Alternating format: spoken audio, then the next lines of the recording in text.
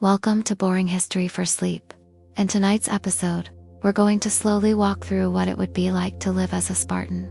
Not the heroic, overly dramatized kind from movies, but the real, quiet, relentless life of someone born in Sparta during its prime.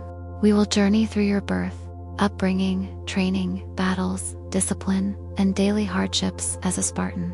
Then, we'll go even further past your final breath, exploring what remains of your story, your city, and the legacy of Sparta. This is not action-packed. There are no epic soundtracks, no fast cuts, no thrilling battles, just a slow, grounded walk through ancient life meant to soothe you, slow your breath, and maybe help you fall asleep. Please watch this video until the end. Let the story lull you. And before you drift off or after, write in the comments how you're feeling right now. Are your shoulders heavy? Is your mind slowing down? We'd love to know. Now close your eyes. Let's begin. You are born into silence. The air is dry. You do not know that yet, because you are swaddled in cloth and your senses are dull. The only thing you feel is the stillness in the room. A midwife looks at you, inspecting each part of your body, not to marvel at your beauty, but to judge whether you will be allowed to live. You are born in Sparta. And in Sparta, not all children are permitted to grow up. They do not care about your cry. They look at your limbs. Do your legs bend properly? Are your eyes steady? Do you tremble without reason? The elders decide. You are healthy enough, you will live. Not because they cherish life, but because they value strength. You, in this moment, have passed your first test. Your mother does not weep. She does not sing. She wraps you tighter and places you in your father's arms for a brief second. He does not coo. He only nods. There is no affection in the room, only acknowledgement. You are now a part of Sparta. And from this moment forward, your life will belong not to your parents, but to the city. Years pass slowly. You grow in a quiet home, made of stone and dust and routine. There are no toys, just shapes made from clay and bits of wood. You learn to walk barefoot on rough ground. When you fall, no one picks you up. You must learn to rise. When you cry, your mother looks away. Not out of cruelty, but duty. A Spartan child must not grow soft. You learn this not from words, but from silence. At age 7, you are taken from home. This is expected. No tears are shed. You are led to the Agoge, the state's education and training system. It is not a school in the way others know it.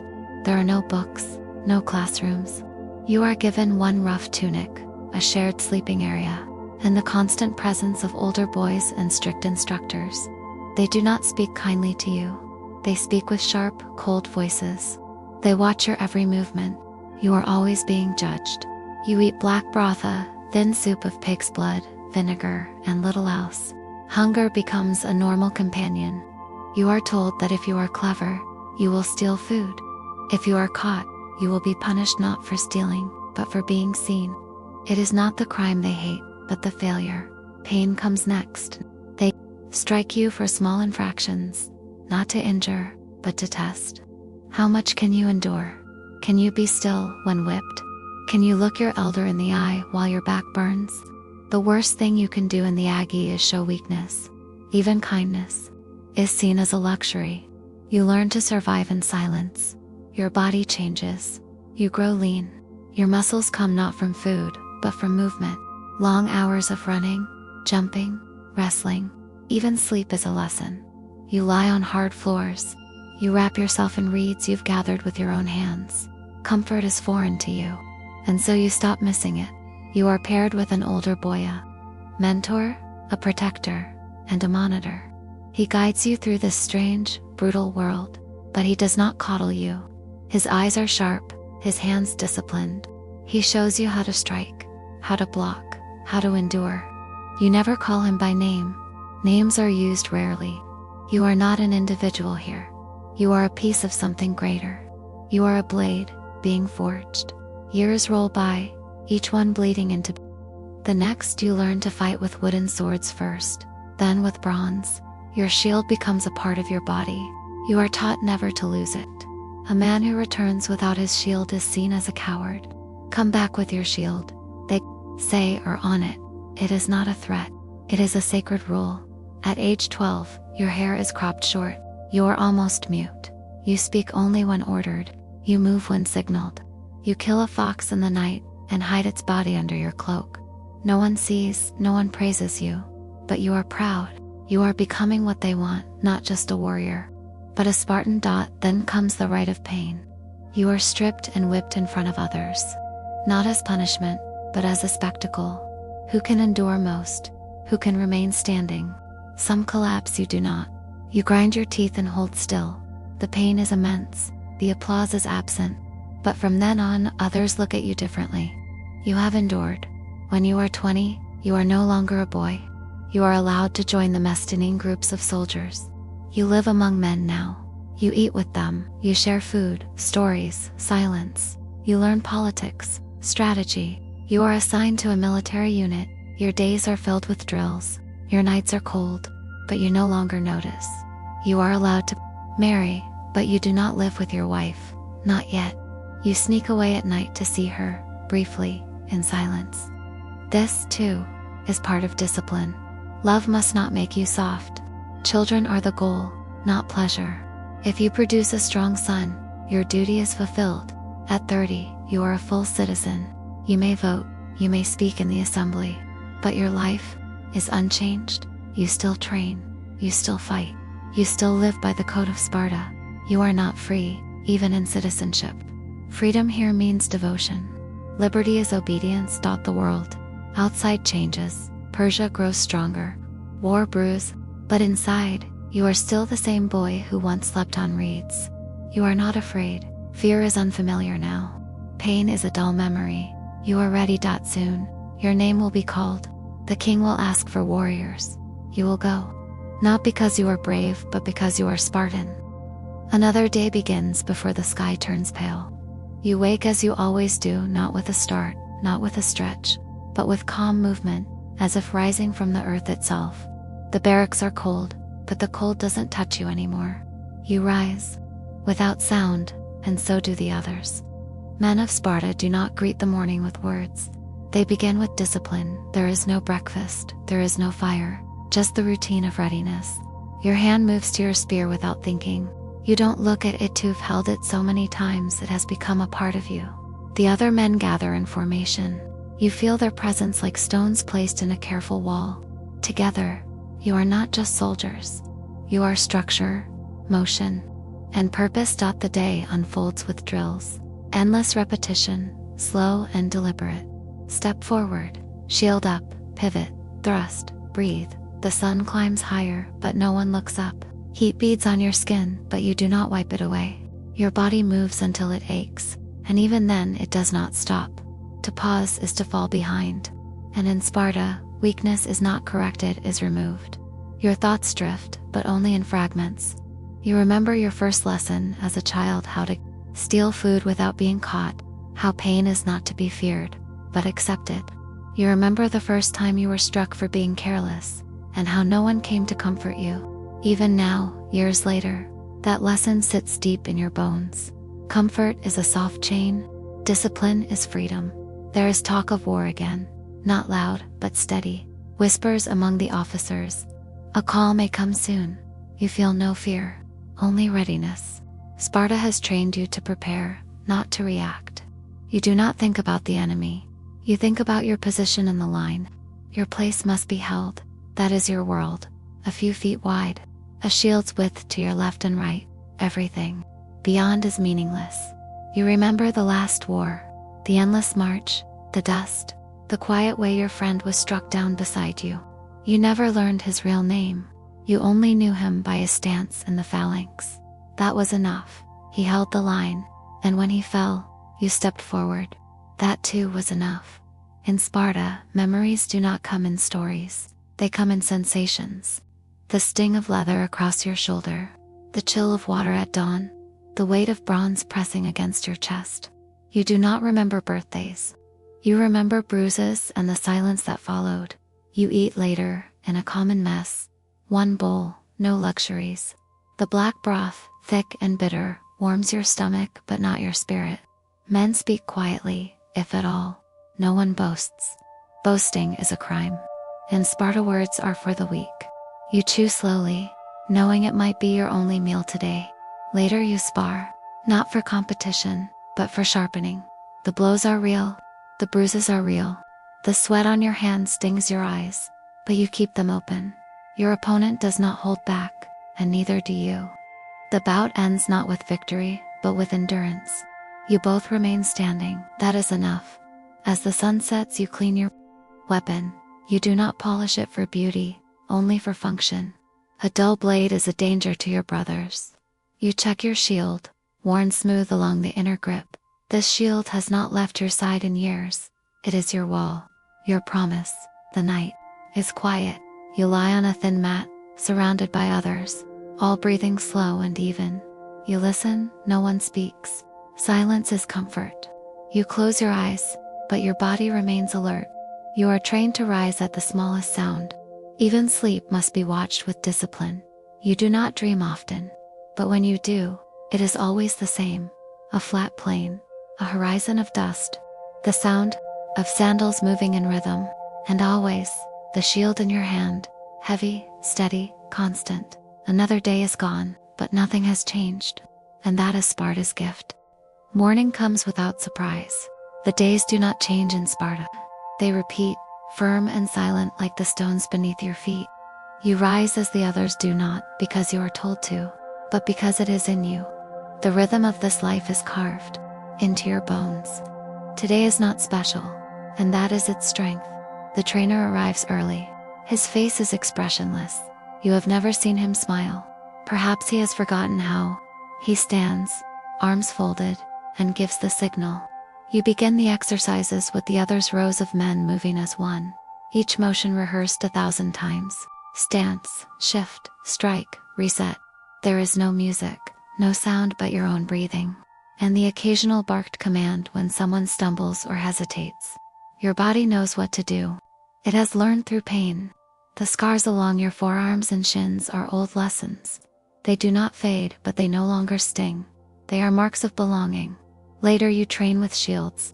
It is not enough to fight alone. You must learn to be a wall, shoulder to shoulder. You move with others.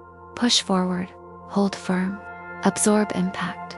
The pressure against your back is not a burden. It is reassurance. You know someone is there. You do not need to look. There is a younger recruit beside you today. His breath is fast, his movements unsure. You do not speak to him, but you feel the ripple of his hesitation through the line. The trainer notices. The boy is removed. He will return tomorrow, or he will not. That choice is not yours. In the afternoon you are assigned to a patrol, not far, just the nearby hills and paths. You walk in silence with 3 others, one older, one younger, one your age. You know their steps better than their voices. You do not speak unless necessary. The world is quiet. Wind moves through the trees. A hawk cries somewhere high above. Your eyes scan the land, not for enemies, but for change. The land is familiar, but never trusted. When you return, there is time to bathe, not in luxury, but in necessity. Cold water from a basin, rough cloth. You clean the dust from your limbs, the grime from your hands. It is not comfort, it is preparation. A clean body is less likely to become infected when the skin breaks. As the sun falls low, you sit in the common hall. Men eat without indulgence. The same thick broth, the same flat bread, nothing more. You hear a few speak of tactics, of formations, angles, the weight of a new spear. No one speaks of hunger or fatigue. These are not worthy of attention. A man nearby lost a brother in the last skirmish. He says nothing of it. There is no mourning. Only presence is here. He eats. He sleeps. That is enough. Before sleep, you are summoned for drills. Not for strength this time, but for reaction. You stand in darkness with others. A sudden sound, a light, a rush of movement. You respond. As trained, the body knows even when the mind is tired. That is the point. War does not come when you are ready. It comes when it chooses. When you return to your mat, the barracks are already still. You lie down slowly, muscles aching, not in sharp pain, but in the dull, persistent way that never truly leaves. You feel the rough wool against your skin, the coolness of stone beneath. Your eyes stay open a moment longer. You stare into the dark, listening. There are no dreams of peace, but there are dreams of order. You imagine the line, the perfect shield. Wall, the weight of the spear in your grip, the press of your brother's shoulder against your own. The noise of battle, not as chaos, but as pattern, movement, tension, resistance, endurance. You find comfort in it. Sleep comes slowly, but it comes, and tomorrow will be the same. In Sparta, sameness is not weakness, it is survival. You rise before the dawn again, as always. There is no moment of hesitation, no search for meaning in the darkness. You move like the others, quiet, deliberate, balanced. The floor beneath you is familiar. The scent of oil, leather, and sweat is constant. There is no alarm, no shouting. Discipline is a whisper that never leaves you. Today, the elders visit. They walk among the younger soldiers, their faces carved from years of silence and hardship. Their cloaks are plain, their posture upright. These are not men who speak often, but when they do, others fall quiet. One of them stops before you. His gaze lingers on your shield, then on your face. He says nothing, then moves on. You feel nothing extraordinary. This is not praise, this is observation, and it is enough. You are chosen for endurance training today, a march far from the city. The group carries no supplies, only weapons. You eat nothing before leaving. Hunger sharpens your focus. The road is uneven, the sun rising slow and dull behind low clouds. You walk in rhythm with the others, sandals against stone, breath steady. No one speaks. Hours pass. You cross shallow streams, you climb low hills. Your legs burn, but you do not fall behind. Weakness would be noticed, and nothing is more shameful in Sparta than needing help. You remember being told this as a child. Do not be the one who slows the line. That phrase lives in you. When the group stops, there is no rest. You are ordered to dig a trench, long and deep, with your bare hands. It is not for battle, it is for training. The body must be broken and rebuilt. Earth under your nails, sweat in your eyes, muscles trembling, but you do not stop. The older man beside you says nothing, but he digs faster. You match him. That is how you speak. Later, when you return to the city, your hands are raw. You wash them in silence, watching the dirt swirl into the basin. You look at your reflection in the water. The face looking back is weathered. The eyes are hard, but you do not feel proud. In Sparta, pride is as dangerous as fear. Both make a man careless. You attend weapons drill again before sunset. Swordplay this time, close, fast, unrelenting. You lock blades with another man. His shoulder presses into you. You twist, push, strike, not to win, to maintain form. This is not about glory, it is about readiness. There are no points, no cheering crowds. Only correction, repetition, and sweat. The instructor watches, his eyes narrow when someone falters. A foot misplaced, a guard lowered. He strikes the man with the flat of a blade, not out of anger, but duty. Mistakes in training become death. In war, the man nods and resumes. No apology, no complaint. That evening you are allowed to sit outside the barracks. A rare moment beneath the sky. The stars are faint, distant pinpricks above the dark outline of the mountains. You listen to the wind move through olive trees. Somewhere a dog barks. You think of nothing. That too is training. The ability to let the mind grow still. To sit without craving. An old soldier sits beside you. His beard is white, his back curved from age. He speaks softly. A single sentence. The worst pain is forgetting who you are. Then he stands and walks away. You nod to no one, because you understand. Before you sleep, you prepare your gear. The shield is checked for cracks. The straps adjusted. The blade sharpened with calm hands. This is a ritual, not a task. It centers you. It reminds you of your role. You lie down again on the hard mat. You shift only once before stillness takes over. Your body is heavy, but your mind is clear. In Sparta, sleep is not escape, it is maintenance. It prepares you for another exacting day. You close your eyes, not with hope, not with fear, only with readiness. You wake to the same soundless rhythm. The sun is not yet risen. but you do not need its light to begin. Your body moves before thought. You are already standing while others are still unfolding their limbs. The barracks stir with calm motion. No one speaks. No one needs to. Every man here knows the order of things. Today begins not with weapons, but with endurance. You and the others are led beyond the training fields, into the low wooded hills where the paths vanish and the footing is uncertain. The instructors walk behind, watching. You are not told what to expect. That is the point. To be Spartan is to expect nothing, but to be ready for anything. You run, not quickly, not in a race. It is a slow, grinding pace that never lets up.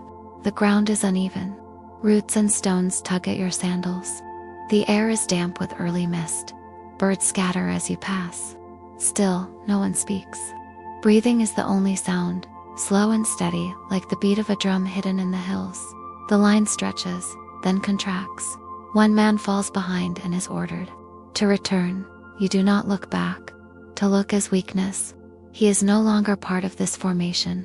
You do not think of him again. Later, you are ordered to climb a steep incline, covered in shale and thorn bushes. You use hands and feet. Your palms bleed.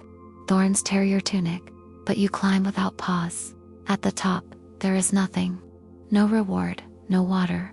Just the order to descend and begin again. By midday your body is raw, your shoulders ache, your legs tremble slightly when you stop moving. But you are not given rest. You are told to gather wood from the base of the hill and carry it back to the city. No one asks why. There is no purpose you must understand. You do not carry answers in Sparta. You carry wood, shields, and duty. When you return, the sun is low. Your body feels heavier, but your steps do not falter. You deposit the wood. The instructor nods once. You are allowed a brief rinse from a cold basin. Then you change into a dry tunic and report to the mess hall. There is bread today, coarse, hard, nearly flavorless but more than usual. The black broth is served in silence. You chew slowly, aware of each movement of your jaw. You sit beside the same men, though no names are spoken. You know them by how they move, how they hold their cups, how they sit with their back straight, never leaning. One man across from you bears a fresh wound on his temple, wrapped in cloth. You glance at it. He notices. He does not explain. You do not ask. It is enough to know he is here.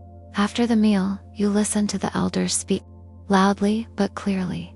They speak of service, of obedience, of how a single man's pride can unmake a phalanx, of how the smallest hesitation in battle can shatter a line. Their words are not poetic. They are shaped like iron, functional, cold, and direct. Later, you spar again, not with wooden weapons, but with blunted bronze. The blows land heavy. Your ribs sting where you are struck. You retaliate, not with anger, but with timing. Every move is calculated. There is no shouting, no wild lunging. Only purpose. One man falls. He is helped up, not with kindness, but with expectation. There is no glory in winning here. There is only the test and the lesson. When the sun disappears, the barracks quiet once more. You wrap your cloak tightly. The wind has turned cold. You stretch out on your mat, arms folded over your chest, and let your thoughts dissolve. You think of your childhood only in fragments now. The cold stone rooms, the thin porridge, the feeling of being watched constantly, of always being tested. You do not remember your mother's face clearly, only that she did not cry when you were taken from her at 7. That too was a lesson. Your mind drifts before sleep, not to dreams of peace, but to the future you cannot see. You imagine the sound of marching sandals, the weight of armor, the dust rising before a battle. You do not long for war, but you are ready for it.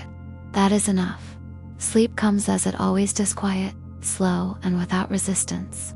The sky is still dark when your eyes open. There is no sudden noise, no cry to rise, only the natural instinct to move, shaped by years of repetition. You shift your weight, stand, and begin the routine of folding your sleeping cloth, straightening your tunic, adjusting your sandals.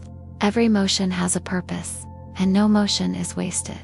The others around you do the same, wordless and efficient. Outside, the wind moves softly through the olive trees.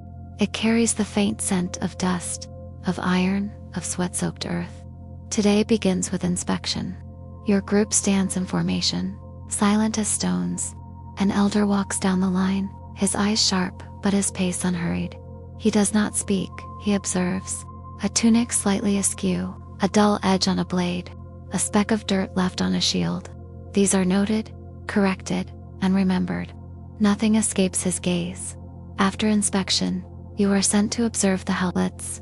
They are the servant class bound to the land, born into their station. You are not sent to help them, you are sent to understand control.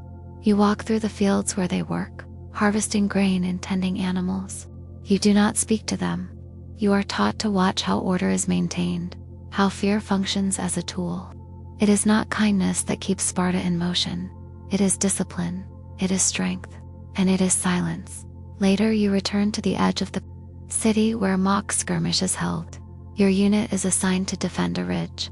The opposing group, also Spartans in training, is tasked with overtaking your position. The weapons are blunted, but the force is real. You crouch behind your shield, feeling the ground beneath you. Every breath is measured, every muscle coiled. When the whistle sounds, they charge. You meet them with precision.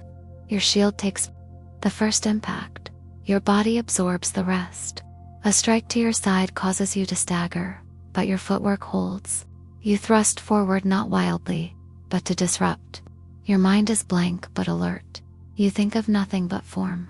Step, pivot, strike, reset, step, pivot, strike, reset. By the end of the exercise, your arm is numb, your breath shallow, but your line holds. You are not congratulated.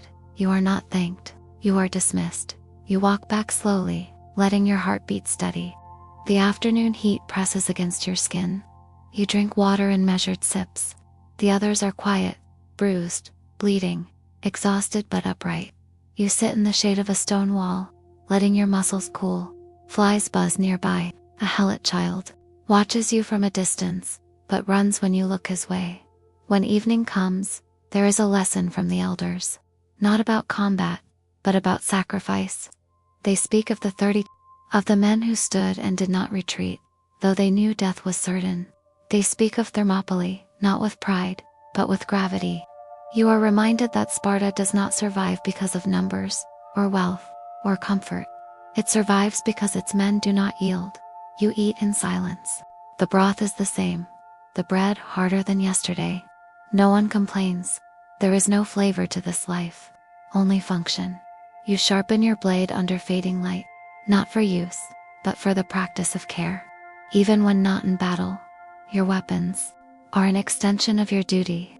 You check your shield strap again, rubbing the leather with oil. Hands move without thought. You could do this in the dark and often have. That night, a storm rolls in. Wind howls through the open walls of the barracks. Rain slaps the ground outside. Lightning flashes briefly, then fades. No one stirs. You lie on your mat, eyes open, counting heartbeats between thunder. You do not fear the storm. It is noise. It passes. What matters is the stillness after. You listen to your own breath. You remember your last conversation with your father, brief, without affection, but full of meaning. Return with your shield, he had said, or on it. The phrase repeats in your mind like a drum. You understand now that he was not threatening you, he was reminding you of who you are. You sleep as the storm passes. The world grows quiet again, and so does your mind. The rain has stopped, but the earth is still wet beneath your sandals, as you rise before the sun. The scent of wet stone and olive bark lingers in the air. The barracks are quiet, but already stirring. You dress without thinking, wrapping your cloak against the morning chill. Your hands move with ritual precision, fastening the belt, tightening the strap of your left sandal, checking the edge of your blade with your thumb, not to cut, just to know. Today is observation day. You will follow one of the hoplites through the city, learning not only how to fight, but how to move, speak, and remain alert even in moments of apparent peace. You are paired with an older soldier, one who has survived 2 campaigns beyond the riverlands. His face is lined, his beard graying. He nods once, and begins to walk without a word. You follow him through the market streets.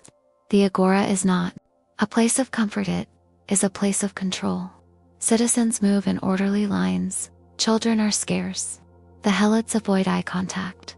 The hoplite stops occasionally, watching two men argue over fish prices, or inspecting the contents of a grain sack.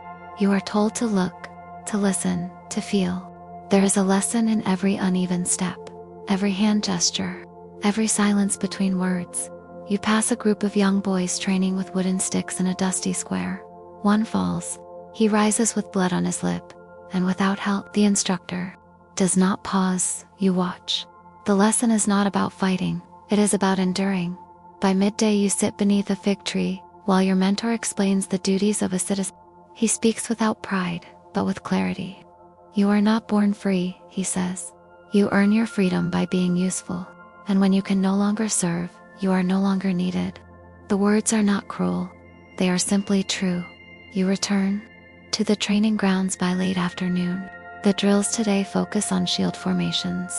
The phalanx is sacred in Spartan because of its power, but because of its unity. You line up with the others, locking your shield edge to the man beside you. Your right hand grips the spear.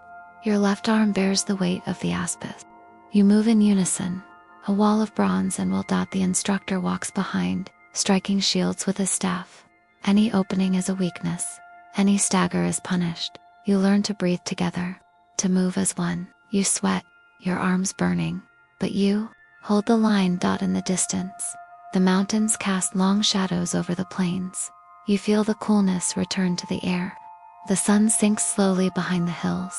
The drills end. No applause, no commendation. Only dismissal and quiet nods. At the mess hall, the black broth is darker than usual. You dip your bread into it, chewing slowly.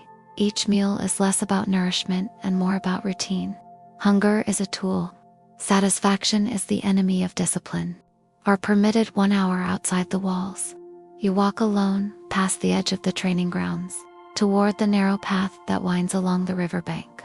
The sky is streaked with soft orange and dull violet. Frogs croak in the reeds. The world feels distant here, less sharp.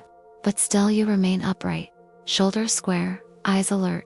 As darkness falls, you return to your sleeping place. The barracks are still and calm. The sound of sandals on stone is soft, rhythmic, familiar. You lie down with your arms at your sides, feeling the weight of the day press into your bones. Not with pain, but with clarity. You think briefly of what life would be if you had not been born here. If you had grown in a land of fields and quiet songs, where men chased coin instead of honor. But the thought drifts away like mist. You know, no other path. You want no other name than the one given to you by your city. You sleep deeply, without dreams. Your breath steady, your limbs still. Tomorrow waits, just beyond the edge of night. The cold of the morning no longer surprises you. It slips into your bones like an old companion, expected but unwelcome. You rise before the others stir, though none of you ever truly sleep deeply. Spartan rest is light and watchful, as though, even in sleep, you are waiting for the sound of the enemy's step. You dress in silence, brush the dust from your knees, and step outside to the faint glow of a rising sky. Today begins with silence. Not even drills at first, only standing, lined in rows on the training ground, shoulder to shoulder, backs straight, eyes ahead. The instructor says nothing. The elders watch. 1 hour passes, then 2. A few boys shift their weight, stretch their necks. They are struck across the back with staffs. You remain motionless. This is the lesson, to endure boredom as well as pain. War is not always noise. Often it is waiting. Often it is standing still while the sun climbs overhead and the enemy does not come when the sun is high. Movement is ordered. You break formation not to rest, but to march. A full circuit of the city, carrying your shield, your spear, and your burden. The burden is invisible, but always their expectation, discipline, the eyes of Sparta always upon you. As you walk, you pass the old stone temples. Their columns are worn by wind and time. You do not stop to admire them. You are not a tourist, you are a citizen in training. You nod in reverence as you pass, for the gods of Sparta are not gods of comfort. They are gods of strength, endurance, and sacrifice. Athena for wisdom and war. Apollo for harmony and measure. and Ares not the wild, bloodthirsty god others fear but the disciplined war god of the spear and shield. By mid-March your shoulders ache from the shield's weight, your feet are sore, your tunic soaked through still. You do not slow. The man who stumbles is not scorned but he is marked. Weakness is not mocked in Sparta, it is corrected. You return in the heat of day and are granted one ladle of water, cool and metallic. You drink without haste, letting the liquid sit on your tongue before swallowing. There is no second ladle. In the shade of the courtyard, a Helot man is being questioned. He is older, bent slightly at the spine, and his hands tremble. A Spartan magistrate stands before him. You are not told why. You are only told to watch. He is struck once for hesitating. He answers the next question quickly, clearly. The magistrate nods. The man is led away. This is another lesson. Justice in Sparta is not about mercy. It is about order. You are called to spar next. The opponent is your equal in age, but taller. He moves quickly, too quickly, striking out with speed but not balance. You let him attack first, observing. You strike only once, low and fast. He topples. The instructor nods. You offer no smile. There is no satisfaction in dominance, only proof that training has been absorbed. After sparring, you sit along the wall with others, repairing the straps of your sandals. One boy hums under his breath, a hand strikes the back of his head, an instructor reminding him that Sparta is no place for song. You look down at your hands. They are hardened, fingers thicker, nails dark with dust and earth. In the evening, the elders speak of loyalty. They tell the story of a young man who once carried a fox under his cloak to hide it from inspection, letting the creature bite through his skin rather than betray his mistake. The point is not the pain, but the control. He died without a sound. They say his name, and you all repeat it. That night, there is no broth, only bread and silence. You chew slowly, watching the flames of the hearth dance across the far wall. The sound of wind through wooden shutters is the only music. You lie down as always, folding your arms, centering your breath. One boy coughs twice, then nothing. The barracks settle into stillness. Outside, the stars begin to shine, clear and sharp, over the ridges beyond the city. You think of them as watchers, not distant gods, but reminders that no matter the darkness, there is always discipline in the pattern, always a structure, even in the void. And with that thought, your breath evens, your muscles relax, and sleep comes, not gently, but completely. The days begin to blur. Each morning feels like the last, and each night ends the same way, with your body folded into stillness, your mind shaped by repetition. The rhythm of Spartan life is not accidental. It is deliberate, molded like iron. Over flame, you do not live for pleasure. You live for discipline. You live for Sparta. Today you rise earlier than usual. A senior instructor, old but still broad-shouldered, has summoned your unit for a long-distance march before sunrise. The sky is gray, not yet colored by dawn. You shoulder your shield, tie your cloak tighter against the wind, and begin walking, without being told where. The path takes you through scrubland hills, over jagged rocks and dry soil. Birds stir in the underbrush. Somewhere in the distance, a goat bell rings faintly. But you are not here to observe nature. You are here to walk farther than you think you can, longer than your strength should allow. Hours pass, feet blister, backs ache. Still, no one stops.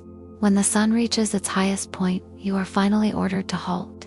You sit on a flat stone and eat a piece of dried meat, chewing slowly to make it last. One of the younger boys vomits quietly behind a bush. No one mocks him. The instructor merely notes it with a glance.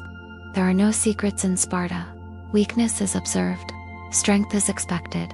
After rest, there is no return to the city. You are told to make camp with what little you have. No tents, no comforts.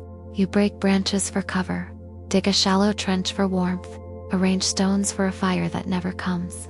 There is no firewood here. The night will be cold. That is part of the test. Before dusk, you are called to a circle. Instructors walk among you, calling names.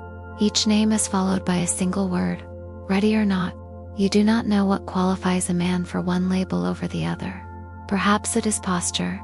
Perhaps it is the steadiness in his eyes. Perhaps it is something you cannot yet see. You are marked as ready. You feel nothing at first. Then you feel everything: the ache in your shoulders, the tremor in your thigh, the dryness of your mouth. But most of all, you feel a quiet sense of gravity, a deeper weight than the shield you carry. That night, you lie beneath open sky. The stars are clearer out here. You wrap your cloak around your shoulders and try to keep warm. The wind creeps into your bones, and you pull your knees toward your chest. Somewhere nearby, a wolf howls. You do not move, you do not flinch. If the wolf comes, you will meet it with what you have. Sleep is thin. You drift in and out, always half aware. In the small hours of morning, you hear movement to your instructor walking between sleeping bodies, checking, watching. You close your eyes and breathe slowly, evenly, as if your calm itself were being measured by morning. You are called back.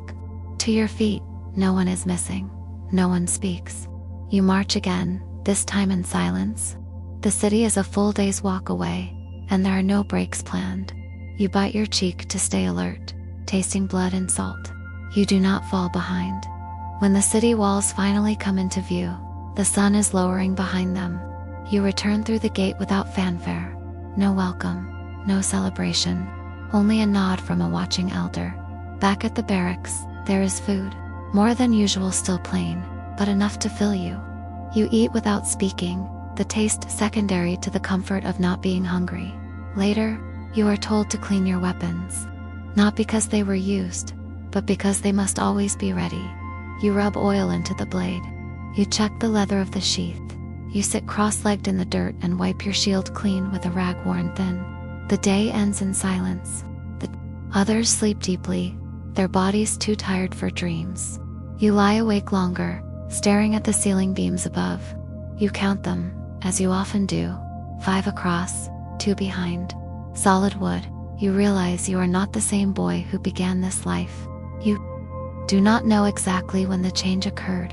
Perhaps it was on the march. Perhaps it was in the way you carry your shield without feeling its weight anymore. Or perhaps it is in your silence. Because now, silence is no longer the absence of noise. It is a strength. And in that quiet, your breath slows, your heartbeat settles, and sleep returns, not as an escape, but as a preparation. The morning begins without instruction. That, in itself, is the instruction.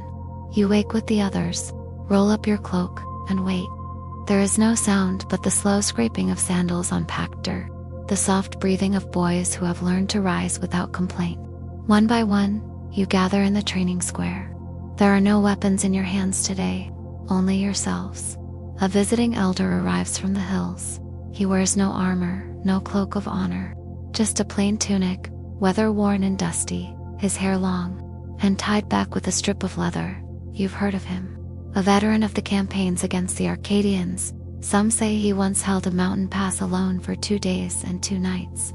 Others say he has no family left, only Sparta. He walks through your ranks, not speaking, just watching. His gaze lands on each face like a weight. You feel no fear, but a strange stillness enters your chest, as if something in you recognizes something in him, like a reflection that does not lie. Then he begins to speak slowly, without shouting. He talks of endurance, but not the kind you have practiced, not the running, or the striking, or the drills. He speaks of enduring loss, of seeing brothers fall beside you, of burying them with your own hands, of standing in the rain while your cloak is torn and the firewood is gone, of fighting not for victory, but so others will not call your city weak. He tells you that pain is not the enemy. Comfort is. You sit and listen, cross-legged in the dust. No one shifts, no one blinks. His words are simple, like stone, and just as heavy. After he leaves, no orders are given. That is the second lesson. Sometimes you must choose how to carry the weight you've been handed. You spend the morning polishing your shield again, not because it is dirty, but because it must be perfect. Later, you are told to join a hunting party in the hills. No armor, no food, no fire, only a dagger and your cloak. You are led beyond the city walls, along a narrow path that coils through the rocky terrain. The instructor stops and tells you to survive 2 nights on your own. No instructions. Just survive. You walk alone. The sun falls behind the ridge. You find a patch of ground between 2 stones and settle there. The wind howls through the brush. Insects chirp and hum. You chew a bitter root, drink from a shallow spring, and wrap your cloak tighter. The first night is long.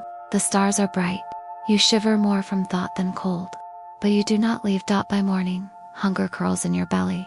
You move with patience, crawling through low shrubs, watching birds and lizards for signs of food. Eventually, you trap a small animal with a rock in your own silence. You do not feel triumph, only quiet gratitude. You eat little, just enough. The second night is easier. You no longer shiver. Your body adjusts. Your breathing slows. You hear a howl far away and remain still, pressing your hand to the earth. You are not afraid when you return to the city. Your clothes are dirt-streaked and your hands scratched, but you are not broken. The instructor says nothing. He only nods and marks your return on a wooden tablet. You rejoin the others for drills. There is no rest, no pause to reflect. That is not the Spartan way. Reflection happens in the silence of night, not under the sun. You return to formation, spear in hand, shield pressed to your ribs. Your muscles respond without thought. Your footing is firm. When the command comes, you move in harmony, each footfall matching the man beside you. Each shout tight and sharp. There is no glory in your motion, only precision. In the mess hall that evening, the broth tastes richer. Or perhaps you are simply hungrier. Either way, you eat slowly, allowing each bite to fill the space carved out by effort. Night comes. You clean your dagger, fold your cloak, and lie on your mat. The barracks are dark, save for a small flicker from the oil lamp above the door. You stare at it until your eyes begin to blur. You do not think of tomorrow. Tomorrow will come without your help. Tonight, you sleep. You awaken before the sun rises. There is no horn, no barked command. Your body has learned its own schedule. You no longer need reminders. Your eyes open in the dim light, and you sit up slowly, folding your mat with the same care you used to prepare your weapons around you. Others do the same. No one speaks. The only sounds are the soft movements of trained bodies, the rustle of fabric, and the breath of men who no longer question their routine. Today, there is no training. Not in the usual sense. Today, you and your unit are ordered to the outskirts of the city. There you will work alongside the helots, the enslaved. You are not told why. You do not ask. The walk is quiet. The early light catches the dew on low shrubs and olive trees. In the distance, a shepherd leads his flock, the sheep moving like a soft, living blanket across the hills. You arrive at a patch of farmland, dry soil, uneven rows. A helot overseer greets the Spartan instructor with a shallow nod. The instructor responds with one word: dig. You are handed wooden tools. No blades, no glory. You kneel and dig rows into the hardened ground with your hands and with flat boards. Your fingers blister quickly. Dust rises into your nostrils and coats your throat. You say nothing. You work beside helots who do not speak to you. They keep their eyes low. Their hands are swift and practiced. Time passes slowly. The sun climbs. Sweat falls from your brow, and your arms tremble. This is not like sparring. There is no opponent to block or strike. The enemy here is exhaustion, and the command to continue. By midday, you are granted water, a single ladleful. You drink it. Under a dying tree, staring at the clouds above, they drift slowly, like forgotten memories across a quiet sky. You wonder, for a moment, if this too is part of the training. To feel humility, to understand weight without weapon. As the sun lowers, you carry buckets of stone and scrape roots from the earth. One boy in your unit grows angry and shouts at a helot. The instructor hears and does not wait. The boy is struck once, firmly across the face with an open hand. The instructor says only, strength without control is weakness. You all understand. No further words are needed.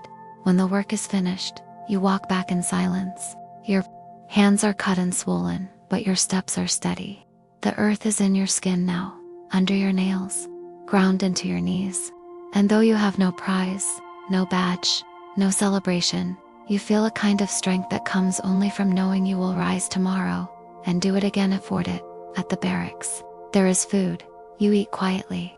Across the hall, the instructors speak in low voices, sharing dried figs and wine. You do not listen. You simply watch the flame flicker on the clay bowl before you. Later, in the bathhouse, you rinse the dirt from your body. The water is cold, and the stone beneath your feet is cracked. You do not linger. Spartan luxury is brief. Function above.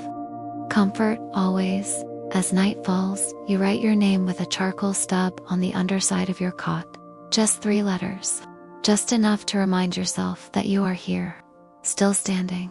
Still enduring, you lie down, hands behind your head, staring at the ceiling. One of the boys beside you breathes with a soft whistle through his nose. Another murmurs in his sleep. You smile slightly, not from amusement, but recognition. They are becoming like you, and you, like them. The barracks grow quiet. The air smells of sweat and oil and earth. You feel the ache in your hands settle into a dull throb. You close your eyes. Sleep does not rush you. It waits. Like all things in Sparta, it must be earned. And tonight, as every night, you begin to understand that time in Sparta is not measured by days or festivals, but by the weight of experience. There is no calendar on the wall, no seasons marked with celebration. Only the body keeps track, each bruise a passing week, scar a record, and your body now carries the early script of manhood. This morning begins in the hills again. You are summoned before the sun crests the ridge. The air is cold, and mist clings to the ground like breath. No words are spoken as you and your unit are handed training spears, lighter than those used in real combat, but with hardened wooden points. Today is not for drills. Today is for pursuit. A boar has been spotted near the outer vineyards. Your task, to find it, flush it, and bring it down. You march in a silent line through the narrow paths, the instructors trailing you at a distance. Every snapped twig, every movement in the underbrush sharpens your senses. This is not about the boar. It never is. It's about attention, focus, coordination under pressure, and fear. You've seen what a full-grown boar can do with its tusks. Fear is part of the lesson. It takes hours. The sun is halfway up the sky when one of your group spots the animal, a dark, coarse shape darting between trees. You break into pursuit without command. Spears held low, bodies crouched. You move like a single creature. No yelling, no chaos. The chase is long. The boar charges twice, forcing one boy to leap aside, scraping his arm on stone. You keep moving, circling, narrowing its escape. Then, at the right moment, one spear flies, not yours but from the boy beside you. It strikes the flank, not fatal, but enough to stagger it. The instructors move in to end the kill. You are not allowed to take the final blow. That right belongs to older warriors. But you watch closely, the skill, the calm, the swiftness. You understand now how death is part of duty, not a thing to fear, but a task to perform well. The animal is cleaned and dressed there in the hills. You are instructed to carry the carcass back to the city, not as trophy, but as food. 2 of you hoist it on a wooden pole and begin the slow return. Your arms burn, shoulders ache, but no one complains. Back within the walls, the meat is prepared, not for you, but for the elders. You are given only scraps, organ, meat, and bone. This too is part of your shaping. To earn the good cuts, you must become more than a boy with a spear. You must become part of the whole. You eat your small portion, slowly, chewing without expression. That night, a visiting commander from the northern borders addresses your group. He speaks of discipline not as control, but as clarity. He describes standing in a phalanx, shoulder to shoulder, knowing that your own safety depends on the man beside you. That fear cannot live where trust is greater. He reminds you that in Sparta, the man who runs endangers not just himself, but the city, and that such men are not mourned.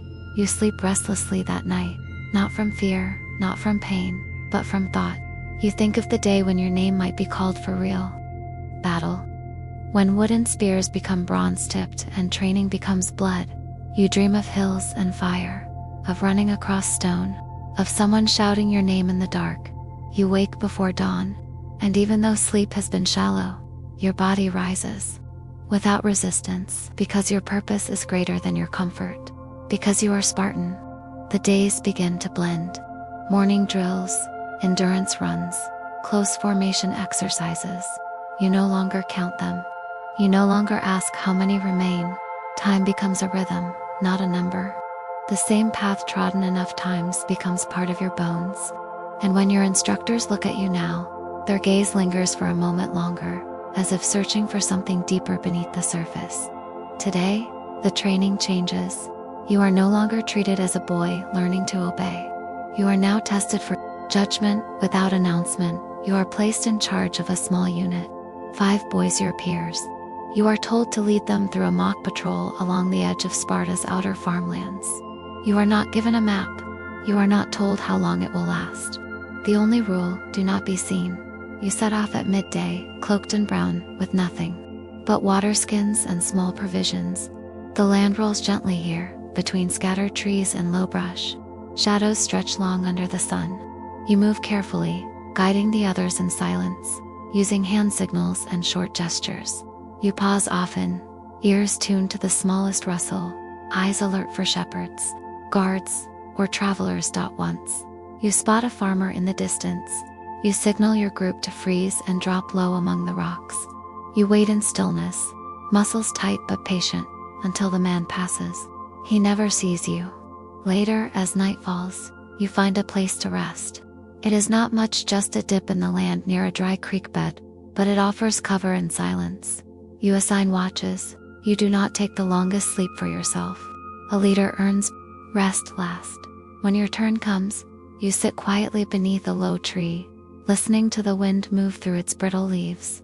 Above you, stars appear one by one, slow and pale, like the eyes of old gods watching from the dark. Your thoughts drift. You wonder about your family, your mother's face, stern but proud, your father's voice, firm like a mountain, soft. Only once, long ago, when he told you that pain is not the same as weakness. You wonder if they still speak of you, or if in Spartan fashion, they have already let go, knowing you belong to the city now. The next morning, your unit circles back toward the training fields. You arrive just after dawn. Your instructor watches. You return with no expression. He marks something on a tablet. Nothing more. You feel no disappointment. Recognition in Sparta is rare and brief. Praise is not needed. Survival is. That afternoon, you are taken to the older warriors' camp. Not to join them yet, but to observe. You sit cross-legged at the edge of their training ground. These men do not practice like boys. Their movements are fluid, their strikes purposeful. They speak in quiet tones, but every word carries weight. They spar with blunt swords, and even in practice, the clang of iron against shield sounds like war. You study them closely. Every step, every stance. You imagine yourself among them, and you realize how far you still have to go. At dusk, one of them approaches you. He's older than most, with a scar along his jaw and arms knotted from years of battle. He says nothing at first, just looks at your hands. Then he nods, not to praise, but to acknowledge effort. It is the first gesture of respect you have received from a full warrior that night. In your cot, you do not dream. Your sleep is heavy, like stone settling into soil. The air in the barracks is cool, the oil lamp low, the whispers of other boys fading into soft breaths. You rest not because you are finished, but because you must rise again. In Sparta, rest is not reward. It is preparation, and tomorrow waits, patient and exacting. You are woken by a soft touch on your shoulder. No words, no commands, just a silent hand from one of the older boys. It is still dark, but you understand. You are needed. You rise without hesitation, slipping into your cloak and sandals. Outside, the barracks are hushed. Only a few figures move through the early morning fog. They carry no torches, they do not speak. You follow them into the hills. This is not punishment, it is a right. Not every boy is chosen for this moment. You feel the weight of that, though no one has said anything aloud. You reach a place you do not recognize. Flat stones set in a circle, surrounded by low trees and watching shadows. A quiet wind stirs the air. You wait. One by one, you are told to step into the circle. Not to fight, not to run, but to speak. You are asked a simple question. What does Sparta mean to you? It is not a test of knowledge. It is not about politics or battle. It is about identity. When your turn comes, your voice feels small at first, but you speak, you say that Sparta is not a place, but a way, a rhythm in the blood, a silence that holds more meaning than noise. You say that it has stripped you down and given you nothing except the ability to rebuild yourself without fear. No one nods, no one responds, but you know they have heard, and that is enough. After this, the group descends toward the river, a shallow stream moving slowly over smooth stones. There, each of you is handed a knife, not to use, just to hold. Cold iron in your palm. A reminder that even without armor, a Spartan is never unarmed. The instructor says nothing, only watches as each boy sits by the water in silence. You feel the cold through your feet, the flow of the stream against your ankles. You watch the way the water curls around rocks and how small leaves float past, carried by a force that does not shout, but always moves forward. You understand the metaphor. You sit there for hours. When the sun rises fully, you are called back. No cheers, no feast, just dry bread and olives. The silence of the morning follows you through the day. You do not laugh, not today. There is something solemn in your chest now, like a stone pressed gently against your ribs, a weight that you do not wish to lose. That evening, the elders speak to you. They talk of loyalty, not to a king, not even to Sparta, but to your brothers. The shield, they say, protects the man beside you, and a man who breaks formation to save himself is worse than a coward. He is the reason others die. You are told to memorize a phrase, come back with your shield, or on it. It is not meant as poetry, it is instruction. In Sparta, retreat is shame, loss is accepted, cowardice is not. As the fire burns low, one of the older boys quietly places his shield next to yours. It is a small gesture. It means he sees you as part of the wall now, a link in the chain. You nod and say nothing. When you return to your sleeping place, you do not feel tired. You feel still. The room feels quieter than before. The cot's straighter, the space more your own. You lie on your back, eyes open, watching the ceiling. The same ceiling you've seen every night, but tonight it looks different, as if it watches you back. And when sleep comes, it does not pull you down. It simply allows you to rest, because you no longer resist it, because you are ready for what tomorrow brings. The morning mist has not yet lifted when the instructors summon you. The air smells of earth and damp wood. You move with the others, now fewer than before. Some boys have been removed, quietly, without ceremony. They were not cast out, but redirected some to other roles in Spartan life, some to serve as assistants, others to return home in quiet disappointment. You remain. You do not speak of it. Today you march farther than usual, beyond the training fields, past the olive groves, and through the narrow pass that leads into the mountains. The sun creeps above the ridgeline as you climb, feet careful on the loose stone. The silence between you and your companions is not tense, but focused. Every step is deliberate, every breath measured. Eventually you reach a small clearing. In its center stands a single standing stone, worn, cracked by wind and rain, but upright, alone. Around it are old fire pits, cold and silent. You realize this place has been used for generations. The instructor tells you nothing. He simply gestures. You are to spend the day here, alone. Each of you finds a place around the clearing and sits. No food, no fire, no instruction. Only the wind, the sky, and the slow turn of the day. At first your mind wanders. You think of the barracks, the drills, the scent of oiled shields and hot dust. You think of your comrades, of the ones who remain and the ones who have vanished. You wonder if they still dream of this place, or if it fades. Once you leave, you let the thoughts rise and fall like the wind in the trees as the hours pass. The quiet settles deeper into you. You stop counting time. You stop shifting your weight. The ache in your legs becomes background noise. Your breath slows. Your eyes blur. You are still. And in that stillness, you understand something you had not before. Not from words, not from drills, but from absence. Sparta is not only what is present: stone, sword, fire, but what is taken away: comfort, distraction, noise. And in that taking, something purer remains. As the sun dips low, a horn sounds in the distance. Once a long note, you rise without urgency, brush the dust from your cloak, and descend the hill. Back at the edge of the city, a new task awaits. You are handed a small piece of parchment, folded and sealed. You are not to open it. You are to deliver it to a man who lives far across the city, near the river's bend. You are given no escort, no directions. The path is for you to discover, not because the message is important, but because the journey is. You pass through parts of Sparta you've rarely seen. Small homes with tiled roofs, quiet courtyards where children play in silence, workshops where older men shape wood and iron. You see life beyond the barracks, life that does not shout but endures. When you find the man, he says nothing. He simply takes the message, nods once, and closes the door. You walk back slowly. That night, you eat a small portion of barley and figs. You chew carefully, not from hunger, but respect. You speak little, others do too. The air in the barracks is heavier now, but not with fear, with readiness. You are no longer just training, you are becoming. And when you lie in your cot, the stiffness in your back feels earned.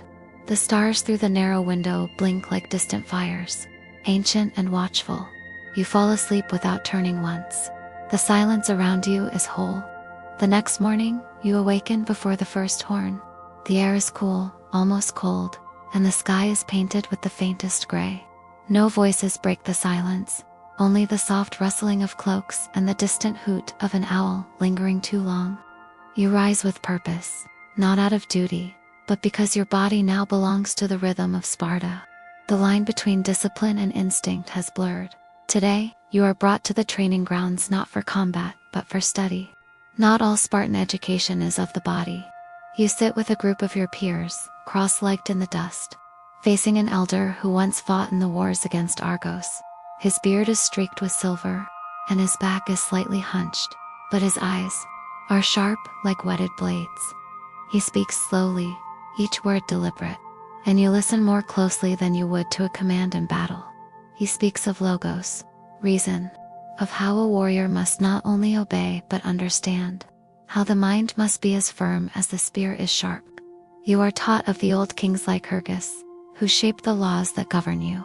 You learn of balance, of simplicity, of the noble beauty. In restraint, Spartan wisdom is not loud. It is a quiet stone, settled in the soul. Later, you are paired with another boy for a test of judgment.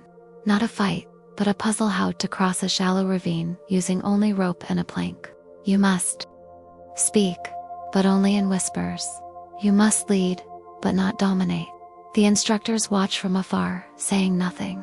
It is not speed they measure, but cooperation. When the task is done, you do not celebrate. There are no cheers in Sparta. There is only a nod, the faintest shift in posture that tells you did well. In the afternoon, you are assigned to work alongside a group of older warriors, maintaining the city's armory.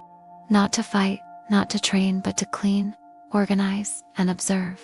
You run your hands along worn leather straps, polish the curves of bronze helms, feel the weight of shields, still marked with dents from battles fought before your birth. You begin to understand that even in tools there is memory. Every notch, every stain, every crack tells a story of a man who stood and did not yield. You handle each piece with respect, knowing someday others may do the same for your gear. Before dusk, you are brought into the Agora, the public square, where elders speak softly to the gathering. They speak of recent news from the borders, of crops, of diplomacy with nearby allies. You listen not because you are told to, but because you realize, to defend Sparta, you must know Sparta, not just its weapons, but its words. As the sun lowers, painting the city in long shadows, you walk slowly back to your quarters. A dog barks far in the distance. Somewhere, a child cries, and is hushed. The city is alive, but it does not roar. It breathes. Inside the barracks, the oil lamp flickers. You share a simple meal, lentils, onions, and coarse bread. A boy beside you says nothing but hands you the better half. You nod. Words are not always needed. That night, As you lie on your side, cloak pulled to your chin, you think of how much you have changed. Not in strength, not in height, but in the quiet places, how you listen, how you choose your silence, how you watch without fear.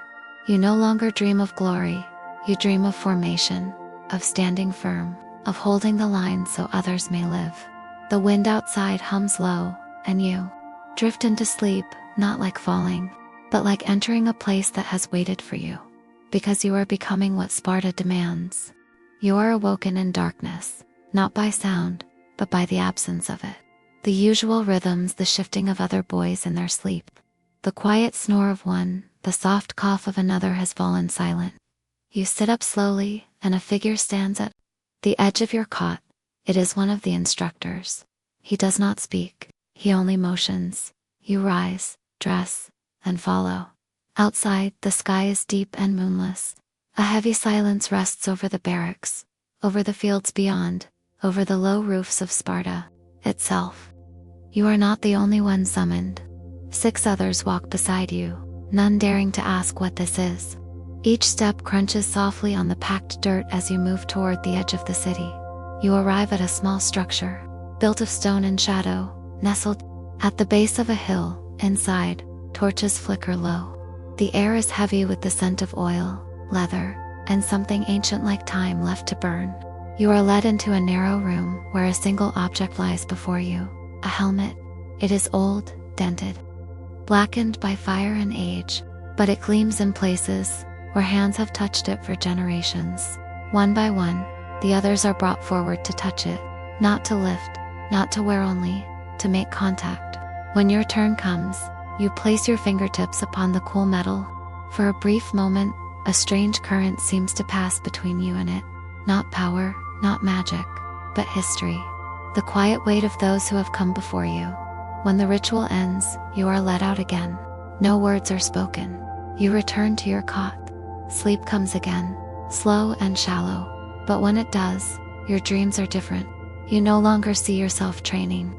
You see yourself standing in battle. Not charging, holding the line. The next day, training continues as normal.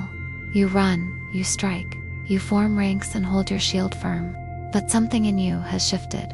You begin to watch not just your own footing, but that of those beside you. You begin to correct the younger ones without command. You begin to fill gaps without being told. Your instructor notices. He says nothing, but he does not need to. In the afternoon, a new group of boys arrives. Fresh, younger, unshaped. Their eyes are wide, their posture unsure.